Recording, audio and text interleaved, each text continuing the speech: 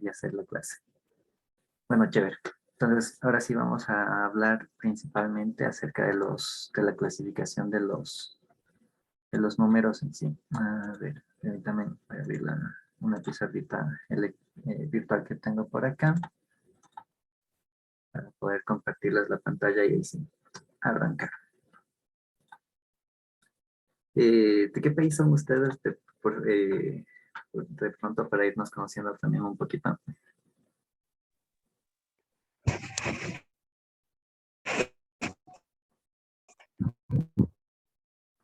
Yo soy de Colombia. De Colombia. Hemos sido vecinos, por así decirlo. Soy de Ecuador. Scarlett dice que es de República Dominicana. Y bueno, la clasecita que va dedicada para Nina, ella es de México. Entonces, bueno, les comparto entonces la pantallita, permítanme. Perfecto.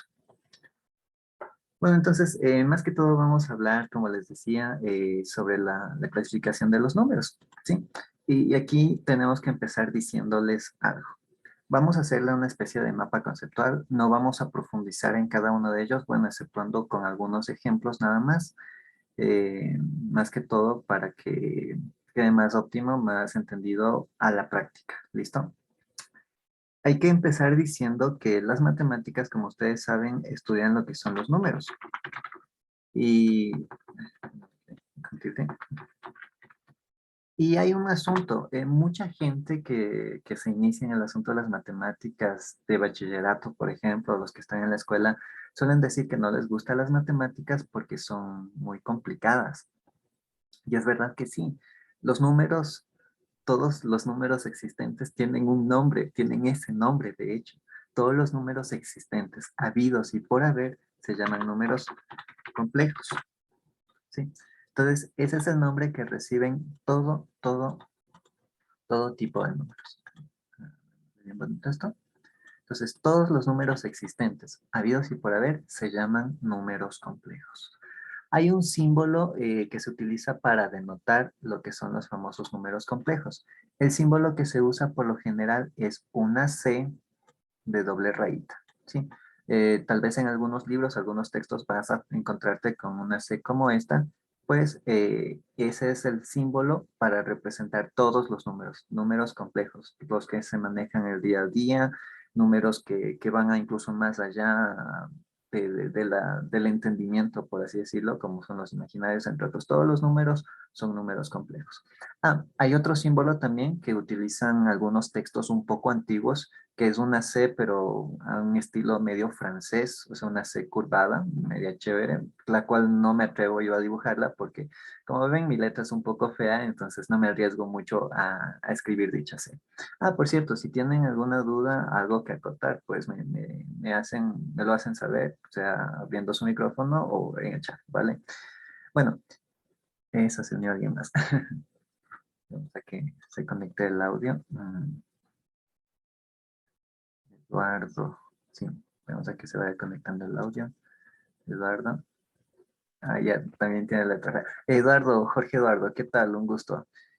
Bueno, les estaba comentando a las personas que entraron, pues que estábamos viendo la clasificación de los números, ¿no? Entonces estábamos diciendo que todos los números habidos y por haber son, o se conocen como números complejos. Ahora, los números complejos se separan en dos principales grupos, ¿sí? Números complejos se separan en dos principales grupos. ¿Cuáles son estos dos grupos? Pues el primer grupo son los famosos números reales y el segundo grupo son los famosos números imaginarios. ¿Sí? Esta es la primera división de lo que son los famosos números complejos. ¿Sí? Se separan en reales y en imaginarios.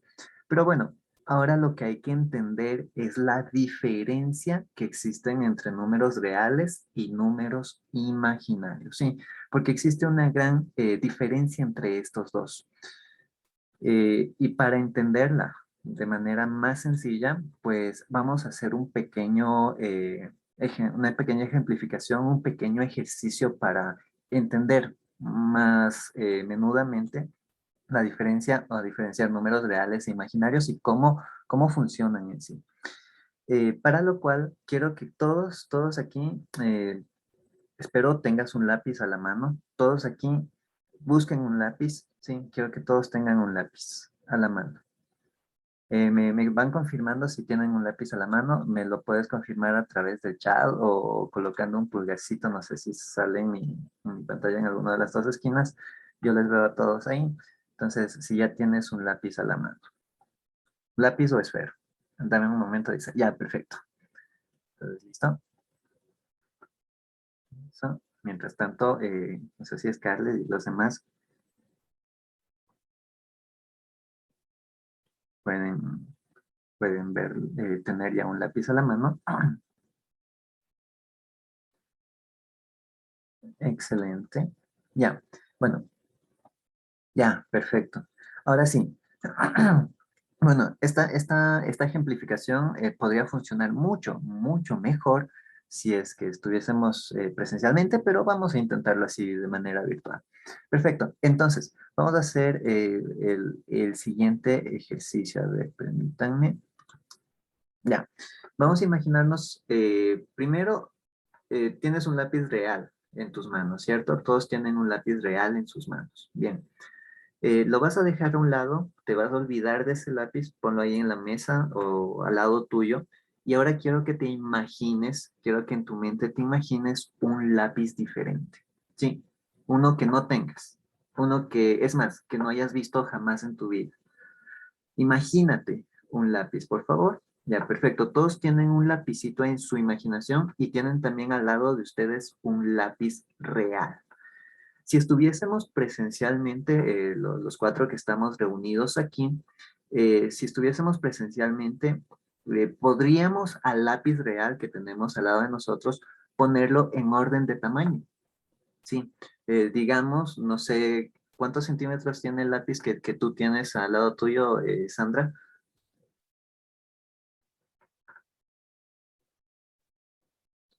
Sí, más o menos un estimado, así al ojo, ¿cuánto tendrá el lápiz que tienes al lado tuyo? 10 centímetros, dice. Ay, Scarlett se nos desconectó. Bueno, Jorge, no sé si tú también tienes un lápiz al lado tuyo. ¿Me confirmas en el chat o abriendo tu micrófono, como sea? Mientras tanto, también les digo yo también tengo acá un lapicito. Sí, ahí está un lapicito. Pero mi lápiz es de 12 centímetros. Sí, es nuevo casi y es bastante grande el lápiz que tengo yo acá. No sé, Jorge, si ya me lo confirma, pero bueno, solamente con el lápiz de Sandra y el mío podemos compararlos entre los dos. Podemos decir que el lápiz es más grande, que el lápiz es más pequeño y podríamos ordenarlo, ¿cierto? Ahora, el lápiz que está en nuestra imaginación, esos lápices no podemos ordenarlos.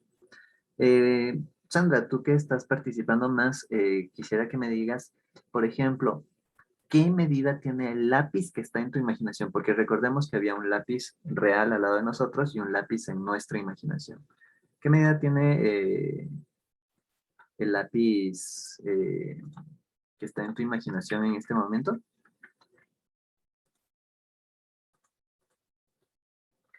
Más o menos, así al ojo así mismo. 15 centímetros lleno de brillos. Dice. Ya, perfecto. Mira, tú te imaginaste un lápiz de 15 centímetros. Pero ahorita me voy a entrar un poquito en el campo filosófico, por así decirlo. Ya se volvió a conectar Scarlett, chévere. Me voy a centrar un poquito en el campo filosófico. Vamos a imaginarnos otra situación. ¿Listo? Imaginémonos que yo me invento una máquina para que un ser humano pueda entrar en la imaginación de otra persona. ¿Listo? Entonces yo hago una máquina, perfecto. Conecto esa máquina al cerebro de Sandra, ¿sí? Entonces yo puedo entrar en la imaginación de Sandra. Algo parecido a una película muy antigua que existe, ¿cómo se llamaba? Bueno, que entraban en los sueños, algo parecido a eso, ¿listo? Entonces me invento una máquina para meterme en la imaginación de Sandra. Yo me meto a la imaginación de Sandra y el mismo lápiz que Sandra se imaginó de 15 centímetros, pueda que yo lo esté viendo de 15 metros o de 15 kilómetros. Yo lo puedo estar percibiendo así. Si le pedimos a Jorge o a Scarlett que entre a través de la misma máquina a la imaginación de Sandra, pueda que uno de ellos necesite incluso una lupa o un microscopio para ver el mismo lápiz que Sandra lo imaginó de 15 centímetros. Y de hecho, el lápiz que está en tu imaginación está fluctuando, ¿sí? Nuestra imaginación no está quieta, ¿sí? Eso lo pueden corroborar algunas personas que se dedican al estudio de la neurociencia. Entonces, tu imaginación no está quieta, se está moviendo. Así que ese lápiz ni siquiera tiene 15 centímetros, está moviendo su tamaño. Entonces, con esa aclaración, podemos decir que los lápices que estaban en la vida real al lado de nosotros, sí los podemos ordenar y comparar entre ellos, mientras que los lápices que estaban en nuestra imaginación no podemos compararlos y mucho menos ordenarlos entre ellos. Esa misma es la diferencia que existe entre los números imaginarios y los números reales. Resulta que los números imaginarios son todo un caos. Esos numeritos no se los puede comparar entre sí, no pueden ordenarse, no hay un orden en los números imaginarios. Mientras que en los números reales, esos sí, al igual que los lápices reales, sí se los puede comparar. Esa es la principal diferencia y principal característica de cada uno de estos grupos. Los reales se los puede ordenar, se los puede comparar. Los imaginarios no se los puede ordenar, no se los puede comparar. ¿Listo? Eh, Ahora, en cuanto a simbología, para simbolizar los números reales, por lo general se utiliza una R de doble rayita, parecida a esta, aunque ya les dije que tengo una letra no tan bonita. Y claro, no te preocupes, Scarlett. Tú tranquila que esto está siendo grabado, lo voy a subir a YouTube y se los paso al grupo para que no te pierdas lo demás. Mm, listo, no hay problema. Listo, entonces, ojo, para los números imaginarios no hay un símbolo como tal. Claro, hay una representación que es la I, pero la I no es el símbolo de los imaginarios. La I es el símbolo de la unidad de imaginarios, que equivale a la raíz de -1, pero bueno, de esto se hablará en otra oportunidad. Por el momento no nos interesa. Así que esta I no es el símbolo de los imaginarios como tal. Tampoco es una I con doble rayita. ¿Sí? Sino que para representar un número imaginario se ha heredado, hagámoslo abajo mismo, se ha heredado la misma C de complejos. Entonces, cuando veas esta C de complejos, o bien se está refiriendo a un número complejo como tal, o a un número imaginario. Claro, tiene su connotación, más después se la verá más detalladamente. Pero por lo pronto estos son los símbolos que representan a cada grupo de estos dos principales grupos. De los reales no solamente es la R con doble rayita como la que intenté dibujar aquí, sino también puedes encontrarte en textos los más antiguos de preferencia una R al estilo francés. Sí, una R amarradita bien bonita que no la voy a hacer. Bueno, ahora, como los imaginarios son todo un caos, sí hay un estudio detallado para los imaginarios, pero como son todo un caos, los vamos a dejar aparte por el momento. Y nos vamos a concentrar en seguir clasificando uno de los uno de los grupos que sí entendemos de números, que son los famosos números reales. Bueno, resulta que los reales tienen dos tipos de clasificación. Sí, dos tipos de clasificación. Una clasificación la voy a colocar acá. Y la otra clasificación, pues vamos a colocarla acá. Como les dije, vamos en un inicio, vamos a hacerle algo parecido a un mapa conceptual. ¿Bien? Bueno, en cuanto a lo que son los números reales, la primera clasificación que se puede dar en cuanto a números reales, no voy a escribir nuevamente la palabra reales, sino voy a usar ya su símbolo, se clasifican en reales positivos, así sería la representación, o a veces le ponen el más abajo, o a veces el más grandote adelante o atrás, no importa, yo suelo usar así. Esos ya son nomenclaturas que depende de cada profesor, depende de cada libro, cada texto, cada autor. Yo le uso así más que todo. Y también tenemos los reales negativos. Entonces, los números complejos se clasifican en imaginarios y en reales. Los reales tienen dos tipos de clasificación, los reales positivos y los reales negativos. Vamos a usar un punterito ahí que brille para que llame más la atención. Bueno, entonces, esta explicación de cuáles son positivos y negativos, pues de hecho ya estábamos hablando en el grupo de WhatsApp acerca de ello yo les puse que un poquito de la referencia de dónde surgieron los negativos y eran para representar deudas y cosas así. Pero entender positivo, la diferencia entre positivos y negativos, creo que no hay, no hay necesidad de explicarla mucho. Pero sí, en la otra clasificación, yo pienso y creo que amerita una mayor explicación. Pues resulta que la otra clasificación de los reales es, o se clasifican en reales racionales, y a ver si adivinan cuáles son los otros. A ver, Sandra, ¿te atreves a adivinar cuáles son los otros o de pronto ya lo sabes? Irracionales, aunque suene muy Es chistoso. exactamente, ¿sí? Pues los otros números son los famosos irracionales. Bien, entonces, asimismo, vamos a utilizar un símbolo para cada uno de ellos. Resulta que el símbolo para los numeritos racionales es la letrita Q, pero una Q con doble rayita. A veces usan la Q simplemente, así como en los otros, la C y la R simplemente la mayúscula y ya. Pero lo correcto es con la doble rayita para denotar pertenencia a un conjunto numérico, ¿listo? Entonces, la Q es para los racionales. Claro, no puedo usar la R, ya que la R ya fue usada. Ahora, para los irracionales, aquí hay una pequeña controversia, ¿sí? Porque he visto algunos matemáticos que utilizan la I con doble rayita, pero lamentablemente no es tan aceptada por muchos otros, así que la que sí es correcta, más correcta de utilizar, es la misma Q, pero con un apóstrofe, con una comilla o como lo conozcan en tu país. ¿Listo? O Q' también es otro nombre con el que se le menciona. Entonces, esa es la diferencia. Los racionales es una Q a secas y los irracionales es una Q con una comilla, ¿sí? Para denotar una diferencia. Claro que, ojo, tú sabes que este es el correcto, pero como hay muchos matemáticos, profesores de universidad, de colegio que son medios chapaditos a la antigua o de pronto aprendieron mal o de pronto ven que es común usarla, también usan este. Entonces tú debes seguirle la corriente al profesor que te esté dando. Tú sabes que existen ambos, ¿sí? Pero tú usa el que tu profesor de turno esté usando porque, bueno, él es el que te pone la calificación y hay que darle a veces un poquito de gusto cuando son profesores medios raros, porque hay profesores que si tú les tratas de corregir o indicarles algo, pues salen medio raros, pero bueno, hay de todo. Si tu profe es chévere, pues él entenderá que estos dos son los símbolos que existen. Bueno, y así como entendimos la diferencia entre imaginarios y reales, vamos a entender entonces ahora la diferencia entre racionales e irracionales.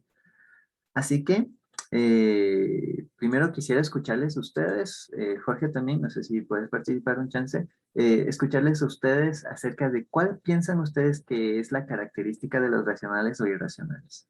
Mucha gente no se concentra en esto. Sandra, ¿tú sabes cuál es la diferencia entre estos dos grupos?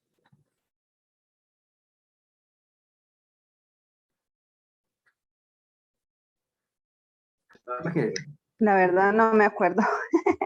ya, Jorge, tú estás alzando la mano, dime.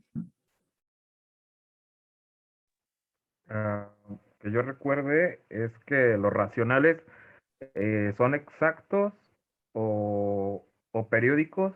En el caso de los irracionales es de que no tienen bueno, que no son periódicos. Exactamente, sí. Es un concepto muy, muy bueno el que Jorge nos acaba de dar y la principal diferencia. Pero para entenderlo más, un poco más análogamente, porque a mí, bueno, a mí me gusta de hecho para enseñar este tipo de cosas y matemáticas y todo lo que enseño, usar analogías. Vamos a entenderlo de la siguiente manera.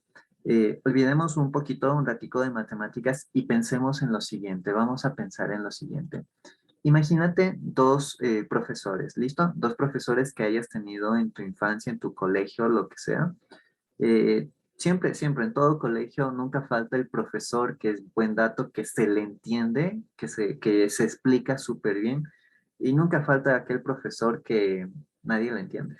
Sí, que nadie le entiende y que lo peor de todo es que es el profesor más temido muchas veces. Sí, nunca falta. Entonces, si tú tuviste esa experiencia, pues vas a entenderle mucho esta analogía. Una analogía es una comparación, por si alguien tenía la duda de eso. Bueno, entonces hagamos la siguiente comparativa. Al profesor que sí le entiendes, que se sabe explicar, que sabes cómo va a reaccionar, ese es un profesor que uno diría, qué racional este profesor, ¿cierto? Mientras que el otro profesor, el que no sabe explicar, el que si tú le reclamas reacciona bravo, uno se diría, como a él no le entiendo, este profesor es muy irracional. Mira, no solo en profesores, sino en personas mismas. Asimismo, pues se entendería en matemáticas, en los números racionales e irracionales. Aquellos numeritos racionales, aquellos numeritos racionales serían números cuya extensión se la puede entender. Tú puedes comprender cómo está estructurado, por así decirlo. Mientras que en los irracionales uno eh, no se puede entender bien esa situación. A ver, ¿cuál es tu duda, Jorge? Tengo una duda. ¿Filipo es matemático? Sí, si estás refiriéndote a mí, casi me considero matemático. O sea, me falta mucho, pero sí. Bueno, espero haber despejado tu duda.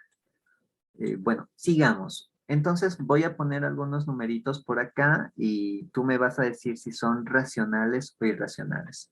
Por ejemplo, si nosotros colocamos el 2, el numerito 2 es un numerito racional o irracional.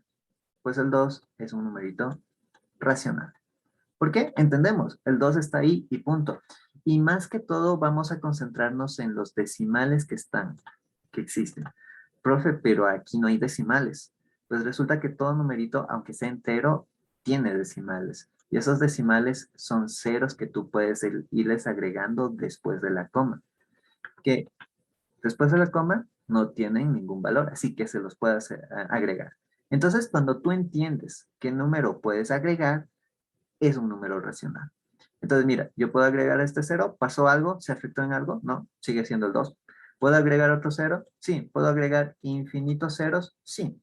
Pero sabemos que este es un número netamente entero. Así que el 2 es un número racional, porque sabes qué decimal agregar. Si tuviésemos, por ejemplo, este de acá, el 2.5, se supone que acá no hay más decimales, pero en realidad sí están, sí hay esos decimales, solo que no es necesario escribirlos, porque el 2.5 es lo mismo que el 2.50 o es lo mismo que el 2.500 porque los ceros después de la coma acá ya no tienen ningún valor. ¿Listo? Entonces pueden estar como pueden no estar. Así que después del 5 yo sí sé qué número va el 0. Y después el 0. Después el 0. Yo sí entiendo qué número va. Por ende, este también sería un racional. Vamos más allá, vamos a verlo un poquito más complicado. ¿Qué tal si tuviese el 0,6666666? Esos tres puntos suspensivos indican pues infinidad, o sea, que esto se extiende hasta el infinito. Y cuando están tres numeritos antepuestos o tres cosas antepuestas a tres puntos suspensivos, significa que eso es un periodo, o sea, que eso se va a repetir. O sea, después de este 6, yo entiendo qué número va, ¿sí? Sé que va el otro 6. Y luego de ese 6, entiendo que va otro 6. Y luego otro 6. Y así sucesivamente. Como yo sí sé qué número va después, digo que ese es un numerito racional. Exactamente, son cifras significativas, sí. Es un nombre con el que se le conoce. Bueno, y vamos un poquito más allá. ¿Qué tal si colocara el 0,45, 45, 45? Tengo que la letra, mis disculpas. Y puntos suspensivos. ¿Qué número sigue después de ese 5? Pues entiendo que va el 4. Y después el 5. Y después el 4. O sea, yo sé y conozco qué número va a continuación. Por ende, como sí lo entiendo, es un número racional, pese a que se extienden hasta el infinito. Y aún si vamos con otro numerito, por ejemplo, hablemos del 7,03, 4, 4, 4, y así sucesivamente, pues pese a que al principio estaba como que el 0, el 3, y ya se empezó a estandarizar el 4. Yo de aquí ya entiendo que el 4 es el que sigue de largo. Y como sí entiendo qué número va, pues le clasifico este como un numerito racional. Miren, todos estos han sido números racionales, porque sé qué decimal sí. Pero vamos a ver un numerito, como por ejemplo este. 3, 14, 15, 92, 6 y un montón de decimales más. ¿Sabes qué número va después del 6? ¿Alguien me puede decir qué número está después de este 6? Viendo esta situación. Cualquiera diría 15, 16, sería 17, 10, 15 después del 16, pero no se puede entender, ¿sí? Ni idea. Exacto, ni idea, dice Sandra. En efecto, no sabemos qué numerito va, solamente viendo a la simple vista, no sabemos qué numerito va. Y de pronto, ¿alguien reconoció este número en particular? ¿Alguien lo reconoce? Sí, el ¿Cuál? pi. Exactamente, pi. Bueno, yo me sé de memoria hasta unas 3 cifras adicionales, pero ahí lo tenemos. En el en la escuela lo manejamos como 314, en el colegio como 31416, pero en realidad tiene una cantidad infinita de cifras y cada cifra es distinta a la anterior, o sea, no tienen algo que los relacione entre sí. Claro, hay maneras de calcular pi, sí, hay maneras de calcular pi, eso ya se ve en cálculo. De hecho, ha habido a lo largo de la historia personas que han calculado con más y más y más cifras hasta que hubo un revolucionario que calculó con muchísimas cifras. Si tú pones en el Google pi con la mayor cantidad de cifras, creo que te sale con 50 cifras o algo así. Entonces, mira, como no sabemos qué numerito va después de este 6, al menos que lo googleemos, pues este numerito podríamos decir que es el famoso irracional. Aquí tenemos un claro ejemplo de los números irracionales. Y bueno, pi, ya sabes que se lo simboliza con una letra griega. ¿Quién fue el que lo calculó? Fueron algunas personas las que lo calcularon. El numerito pi tiene historia desde la antigüedad, desde la primera civilización. En Egipto se menciona el famoso pi, hasta en la Biblia se menciona pi. Si más no recuerdo, fue en la construcción del templo de Salomón, se menciona. Y de ahí, pero se menciona solamente como una relación de 3 a 1, o sea, 3 netamente. Pero exactamente desde Euler se podría decir que se empezó a tener una mayor idea de cómo calcular pi. Pero bueno, esa es otra historia. Algún rato les hablaré, les daré una pequeña charla acerca de cómo se calculó pi a lo largo de la historia y cómo se calcula en la actualidad. Pero bueno, pi es un ejemplo. Otro ejemplo de un número irracional es el famoso e. Otro ejemplo, les dejo de consulta cuál es el famoso e.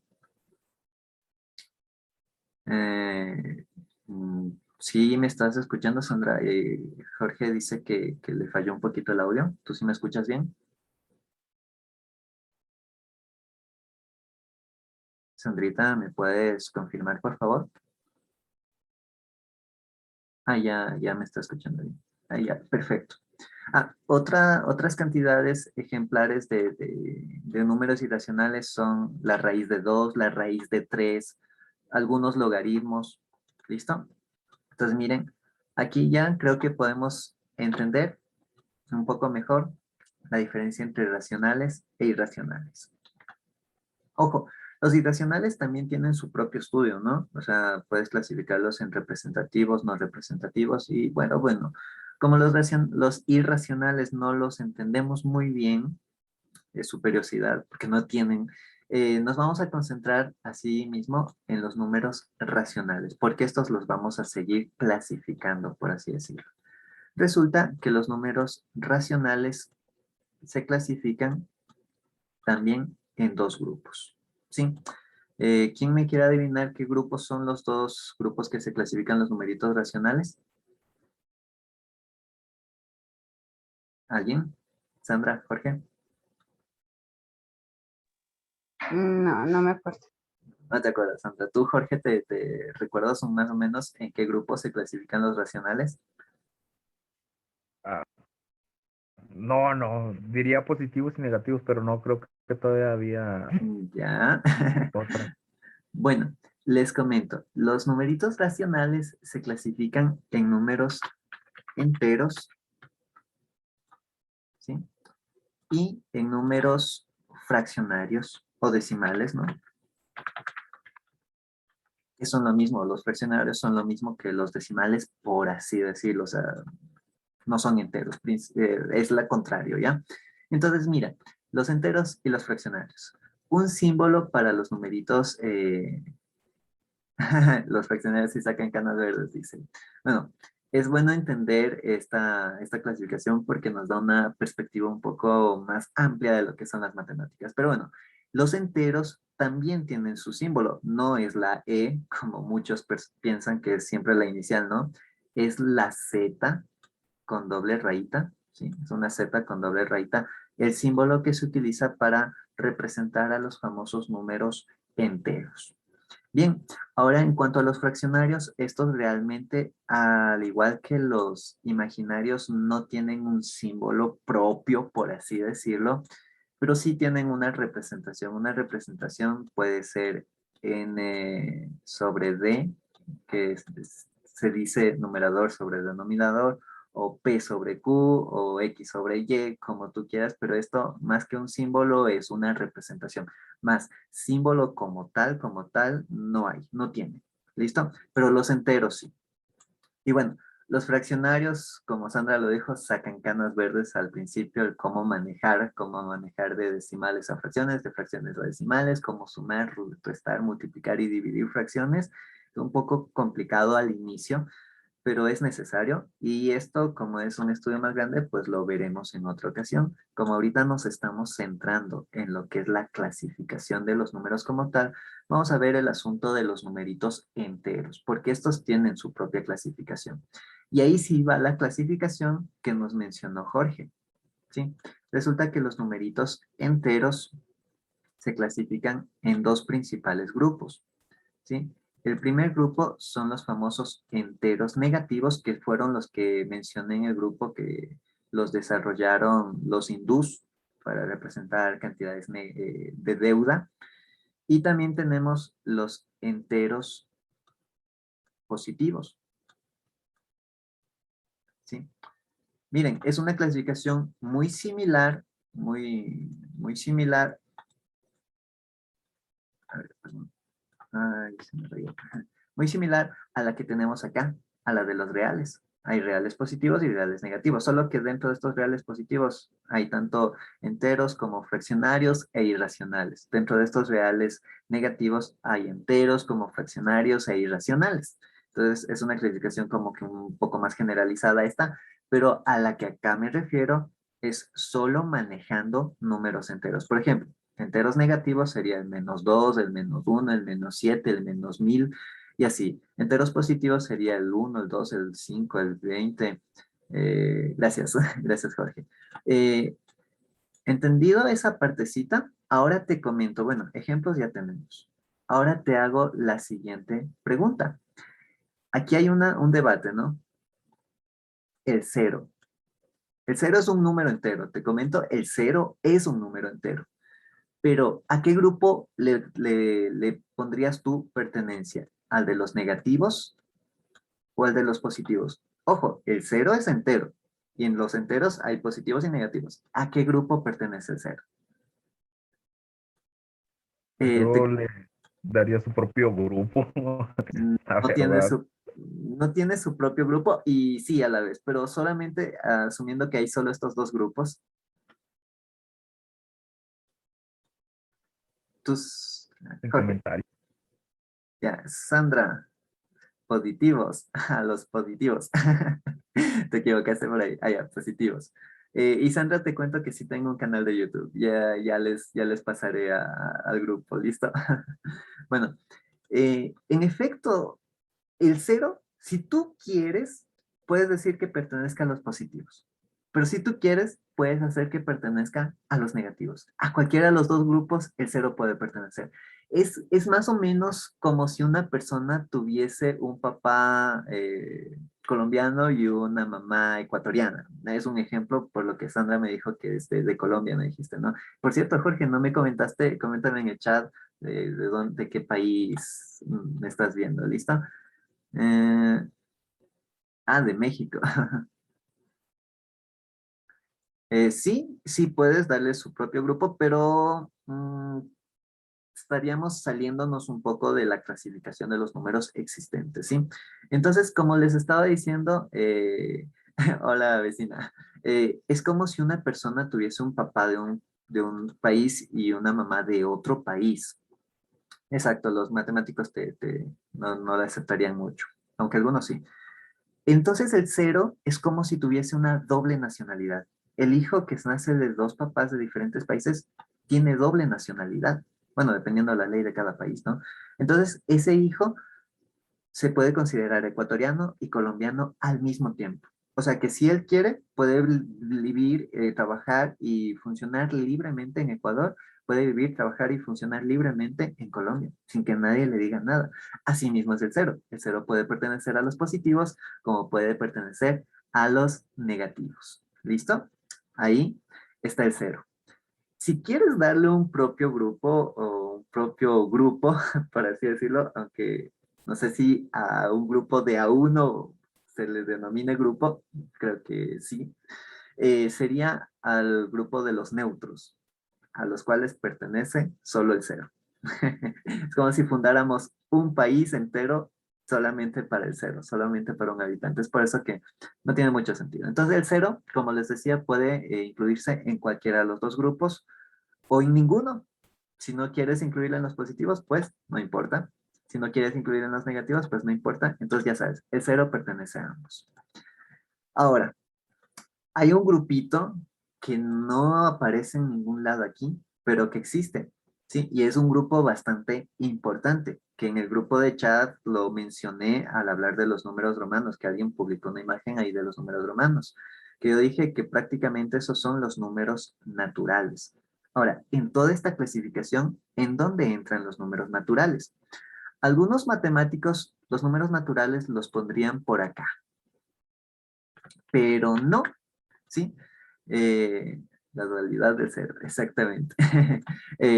Los números naturales en realidad es un subgrupo, un subconjunto de los enteros positivos.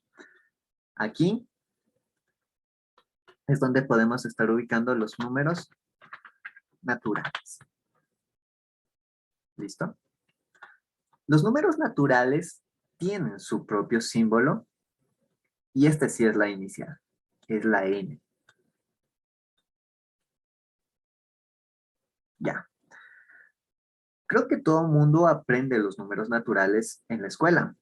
Y aquí les hago la siguiente pregunta. ¿El cero es un número natural? ¿Sí o no?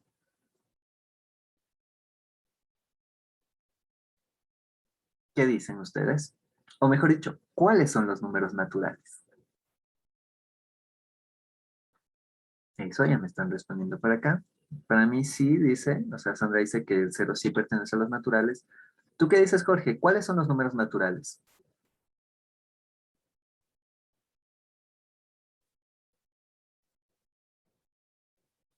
Si quieres, puedes colocarlo en el chat también. Bien. Mientras Jorge se anima a responderle también por el chat o por el micrófono, les comento. El cero no pertenece a los números naturales. Ojo, el cero sí pertenece a los positivos, enteros positivos, pero a los naturales no. ¿De acuerdo? A ver, hagámosle con esta situación de acá. Decorémosle un poquito esta cosa. Y tachémosle. De acuerdo. ¿Sí? Ojo, los naturales son aquellos números enteros positivos que van a partir del 1. ¿Sí?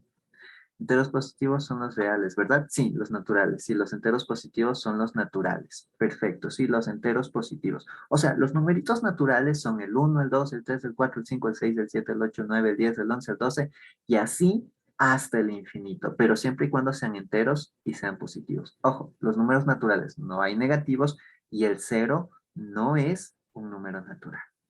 Literalmente, son aquellos números que estaban indicados en los números romanos que mandó la imagen el compañero del grupo de WhatsApp. ¿Sí? Esos serían los famosos números naturales.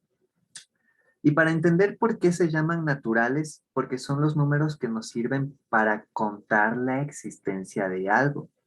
Para ser más claros, son los numeritos que se le enseña a contar a un niño. Ojo, a un niño no le enseñas a contar 0, 1, 2, 3. No, a un niño ¿desde qué número le enseñas a contar? 1, 2, 3 y así sucesivamente. ¿Listo? Entonces ya sabes, el 0 no pertenece a los números naturales.